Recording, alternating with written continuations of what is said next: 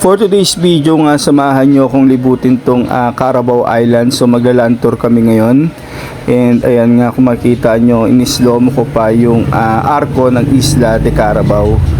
So ayan, diba, napakaganda. Slow mo pa lang, napakaganda na. And dito nga kami mag-i-start sa inubahan. Kung papansin nyo, medyo lubak yung daan.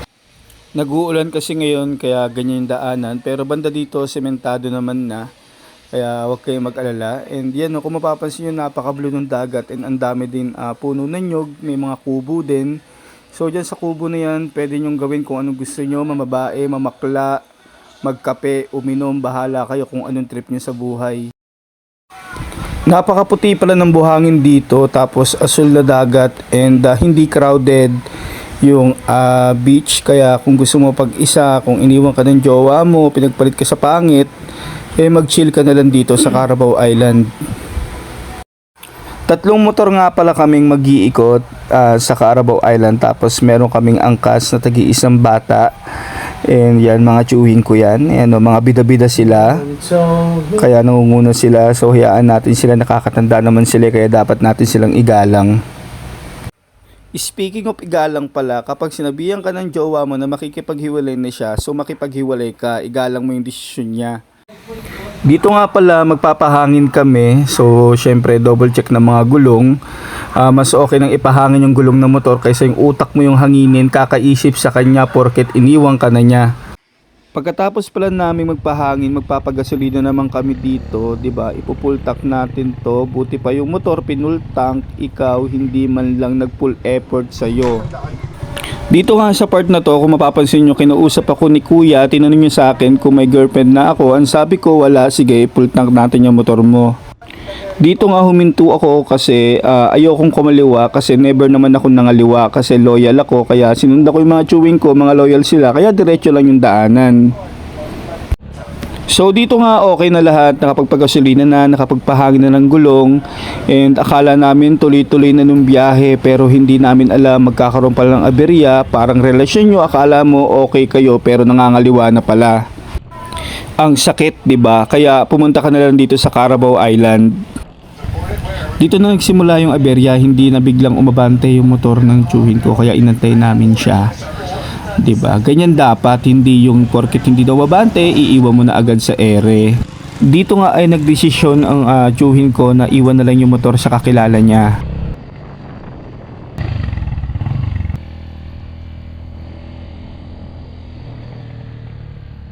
Okay, huwag ka lang maglingon. Tandaan lang. Mabilis to eh. Dito nga ako maririnig nyo, pinagsabihan ako ng chewing ko na wag daw akong lingon ng lingon. And bagalan ko lang daw yung pagdadrive. Siyempre, kupal ako. Hindi ko siya sinunod, lalo ko pang binilisan yan, di ba? Bahala ka dyan, uncle. Kupal ako eh. Dito nga ay binagalan ko yung pagpapatakbo kasi ang ganda ng view. Kung makikita nyo, di ba? Napakaganda. Parang siya maganda lang pero napakaraming kachat. Ito palang part ng Carabao Island na to, maganda rin magpa-picture dito and marami talaga nagpapa-picture dito. So wala muna tayong hugot-hugot kasi na-speechless ako sa ganda nung view, 'di ba? Ayan ang ganda oh. Asul na dagat, tapos kalmado lang yung alon. Huminto pala kami dito kasi yung tsuhin ko medyo naiwan na namin. 'Di ba? Ganoon naman ako nag-aantay ako kahit iniwan na ako. Sana all, nag-aantay kahit iniwan na, loyal talaga. Di naman halatang masaya yung pamangkin ko. Dito nga binilisan ko ulit, ayan makipagkarerahan ako sa tsuhin ko. Ayan, sige, habol uncle, habulin mo kami. Parang ikaw, habol lang habol sa kanya. Iniwan ka na nga, habol ka pa ng habol, punyemas ka. Ang bilis naman ng pamangkin ko. Grabe naman si uncle, habol lang habol, parang ikaw. Nilalayuan ka na nga, habol ka pa rin ng habol, wag magpakatanga sa pag-ibig. Dito nga sa part na to is napakaganda talaga ng daanan. Kung makikita nyo, walang mga kabahay-bahay, napaka-nature talaga. Kaya kung sawa ka na sa mga kapitbahay mong chismosa, wala nang pinaggagawa kundi pagchismisan ka, dito ka na tumira. Oops, wala munang hugot, hayaan nyo muna akong i-enjoy yung ganda ng kalsada dito. Dito nga malayo pa lang nakita ko na yung aso kaya pinost ko muna. Mapapansin ko lang dito talaga sa probinsya na to is napakasimple ng buhay nila. Yan, tignan mo sila, oh. 'Di ba? Tamang chill lang, tabang kwentuhan, masayang buhay. Simpleng pamumuhay, sariwang hangin, sariwang pagkain, walang traffic, 'di ba? Kaya magbakasyon na kayo dito. Huminto pala ulit kami dito kasi napakaganda ng view, oh. 'Di ba? Kung makikita nyo naman, oh. Mapupuno na nga yung memory ko eh, kakakuha ng mga gandang view eh. After ng picture, larga na ulit kami. Disclaimer lang kung bakit walang helmet yung mga bata. Kulang na kasi yung helmet, and kung bakit ako lang naka-helmet is yung kasi yung rules dito. Tsaka mabagal lang rin naman ako magpatakbo dito, guys, kaya okay lang yan. Grabe naman si Uncle Ben dito, parang Cardo Dalisay kung mag-drive. Si Dudong dito, kabado, akala mo nakabuntis ng babae ah. Sige Uncle Ben, si Cardo Dalisay ka lang, si Valentino Rossi ako, habulin mo ko. Kala mo, kaya mo ko ah. Sige, habulin mo ko Uncle Ben. Nagulat nga ako dito, biglang sumigaw si Uncle Ben. Hindi mo ko kaya, si Cardo Dalisay ako. Ilang taon na ako nakikipagbarilan sa ang probinsyano, kaya ayan tuloy, inunahan niya ako. Hayaan nyo na guys. Dito nga sinulusulan ako ng pamangking ko eh. Sabi niya habulin ko daw eh. Siyam naman buhay namin eh, sabi niya eh. Sabi ko naman, wag muna, wala pang jowa si Tito eh. Nagulat na nga lang ako dito eh, biglang ang layo na pala nila. Pero hayaan mo na, hindi naman ako naghahabol eh. Kapag iniwan na, iniwan na. Inuulit ko sa mga taong sawa na sa kapitbahay nilang Marites, lipat na kayo dito, nakikita nyo naman no. Kayo palang unang magkakabahay dyan. Napakaganda pala ng kalsada dito. Napakalawak, then napapalibutan ng mga halaman, then ang sariwang hangin. Especially yun nga malawak, kaya pag nanghingi ng space yung boyfriend at girlfriend mo, dito mo siya dalhin. Talagang napakalawak dito, kahit magsisigaw-sigaw siya dyan, walang makakarinig sa kanya dito. Sa mga kapwa ko rider dyan na gusto ng racing, o tara dito, tignan nyo yung kalsado, talagang napakalawak. Ewan ko na lang kung di ka manawa kakapiganan sa linyador mo dito. Bossing, kamusta ang buhay-buhay? Akala ko si malupiton na eh. Di ko napapansin, binubisinahan na pala ako ng tiyuhin ko, lumagpas na pala ako, bida-bida kasi ako eh. Pupunta pala kami dito sa Ocean Edge Resort. Dahil lumagpas ako, napilitan ako mangaliwa, kumaliwa pala. Hindi naman ako nangangaliwa dahil loyal ako eh.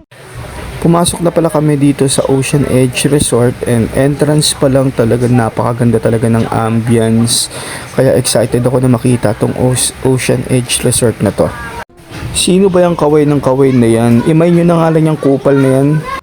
Inikot na pala namin tong resort, and ayan na tiyuhin ko, vlogger na, commander pa, iba ka talaga Uncle.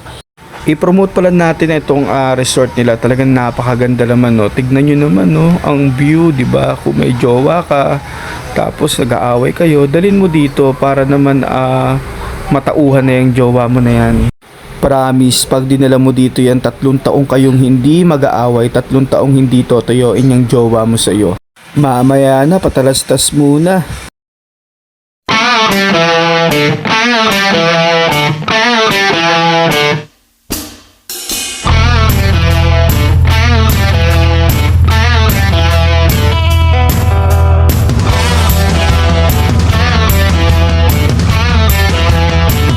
Nakita ko nga meron silang Facebook page, kaya sa mga gustong mag-book, yan, so PM nyo lang sila dyan sa page na yan. Ocean Edge Resort, baka naman. After nga ng ilang minutes, pupunta naman tayo sa Cathedral Cave and Cliff. Malapit lang rin siya sa Ocean Edge Resort. Ano pang inaantay natin? Ipakita na natin yung Cathedral Cave and Cliff.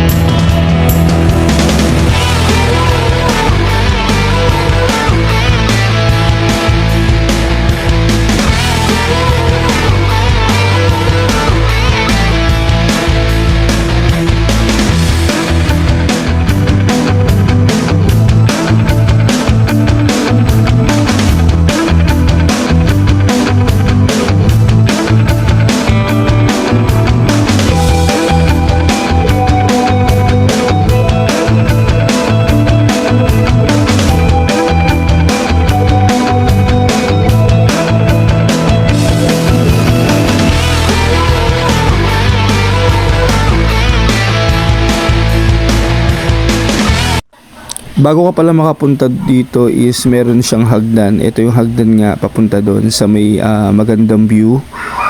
Ayan, so mga safe naman yan dahil may mga hawakan naman yung hagdan nila dito. Grabe naman yung nasa likod ko, vlogger na, commander pa. Tinanong pala ako ng chewing ko dito kung tatalon ako. Yan, umiiling-iling ako. Sabi ko hindi naman ako broken hearted para tumalon dyan. Meron din palang kubo dun sa kabila, di ko sure kung pwede dun. And eto na nga yung talunan dito, kaya kung hindi ka pa rin nakaka-move on, tumalong ka dyan tapos murahin mo siya tapos isigaw mo yung pangalan niya para naman kahit pa paano gumaan naman yung pakiramdam mo. Eto pa rin dagat dito, ayan, walang daya yan, walang filter yon. Nag-ikot-ikot na rin pala kami dito. Ayan kung nakikita nyo, dahil mga puno dyan. Tapos merong magandang spot dito na pwede ka magpa-picture. Ayun Cathedral Cave na nakalagay doon sa may malapit sa dagat. Diba napakasulit. Ang alam ko 100 pesos na yung entrance fee dito Habang nag-iikot ako, nakita ko nga tong upuan na to. So biglang uminit yung ulo ko, gusto ko siyang sunugin. Kagandahan dito, meron din siya mga lamesa at upuan. So pwede kayong kumain, mag-picnic dito na magkakapamilya kapag pupunta kayo dito. Pagkatapos nga na pag-iikot namin dito ay umalis na rin kami para ituloy yung biyahe namin. Hindi ko sure kung lanas na ba to, itong binabaybay namin na to, pero ang alam ko is lanas nga to. Ito yung kabilang isla ng Carabao Island, yan ang lalaki ng mga bahay dito. Nag-stop over nga pala kami dito sa JBS Express Silog and napakabait na may-ari dito, yan mga bata nagutom, nag-burger kami and syempre soft drinks. After nga namin magmerienda, ayan, pumunta kami dito sa may boulevard na to. Kaya kung may jowa ka, nililigawan or in love ka, dito lang kayo mag-day, promise. Napakaganda sa hapon dito. So ano pa inaantay nyo? Yung Carabao Island na yun nag-a-adjust sa love life ninyo. Or kung may boyfriend, girlfriend ka, natagulang kasi ayaw kayong payagan ng magulang nyo, dito kayo pumunta, promise hindi kayo makikita dito. Joke lang, mag-aral kayo na maigi, hoy, mahal ang bigas. Habang nagdadrive may nakita nga ako in love na in love. Sinagot na siguro ng nililigawan. Kung manginginom ka naman, huwag kang mag-alala sa pulutan na yan. Basta marunong ka lang manghuli ng isda, ang dami-dami siguro ng tilapia dyan. Kaya kuha ka lang dyan. Bago natin pagpatuloy na i-flex yung Carabao Island, so shoutout muna natin yung mga official dito sa San Jose Romblon. So saludo po kami sa inyo, ma'am, sir, sa lahat. At ang laki po ng in-improve ng Carabao Island. Lalong-lalo na sa mga tao dito, sobrang babait po nila at talagang aasikasuhin po kayo nila dito. Kaya ano pang inaantay nyo, pumunta na rin kayo dito para makita nyo rin yung ganda ng isla. Kung hindi ka pa natatauhan sa pag-ibig ang lalaki ng mga bato mo dyan, yan, ipalo mo sa ulo mo, baka sakaling matauhan ka na sa kanya. Sa part na to wala akong ibang bukang bibig kundi napakaganda. Yun lang talaga yung bukod tangi lumalabas sa bibig ko. Dati kasi mga ex ko lang yung magaganda para sa akin, pero ngayon ito ng isla yung pinakamaganda talaga. Etong kalsada na to, dito talaga ako na-amaze, talagang promise, mawawala yung stress mo. Mawawala talaga yung asar mo sa katrabaho mong sip-sip sa boss mo, kaya ang bilis ma-promote. Sa boss mong ayaw kong payagang mag-vacation leave kahit 3 araw man lang.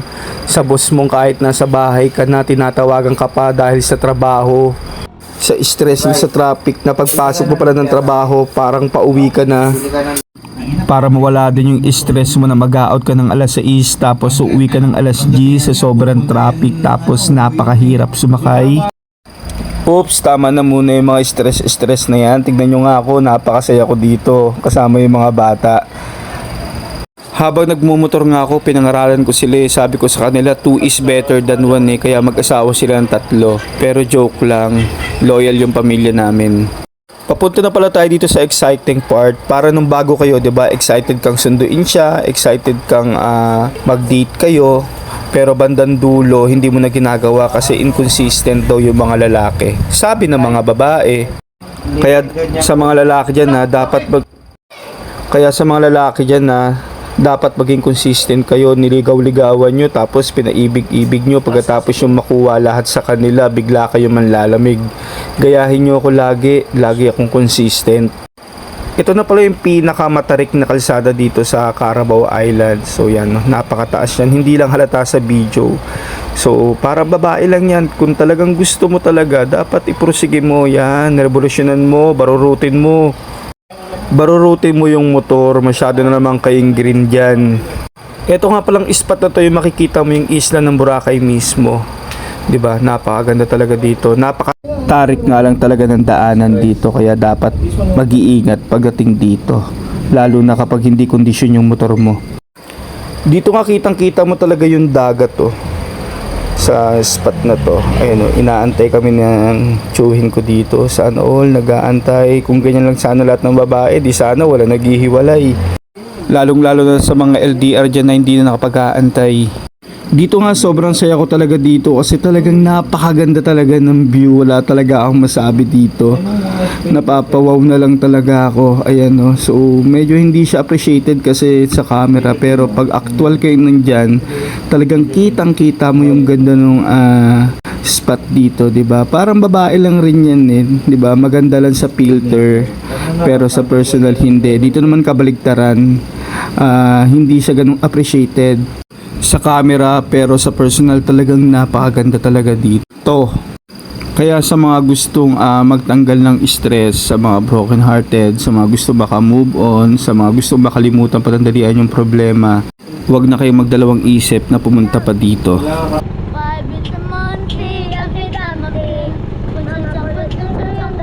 Kung kailan pa uwi na nga tsaka pa mapapalo joke lang daw pala. Marami rin palang prankster dito Gaya nga ng sinabi ko, marami talagang mababait dito. Tignan nyo, 'di ba? Ayun ang ebidensya. Nakita nga ako ng tito ko dito, 'di ba? Ang gaganda talaga ng lahi namin. Sana nag-enjoy kayo sa paglibot dito sa Carabao Island. And pa-like and share na lang po ng aking page. Maraming salamat po. And itong next clip is ito yung seaside dito sa may Carabao Island. Maraming salamat. Shout out sa mga kupal dyan, huwag kayong magbabago. Maging consistent lang kayo. Paalam!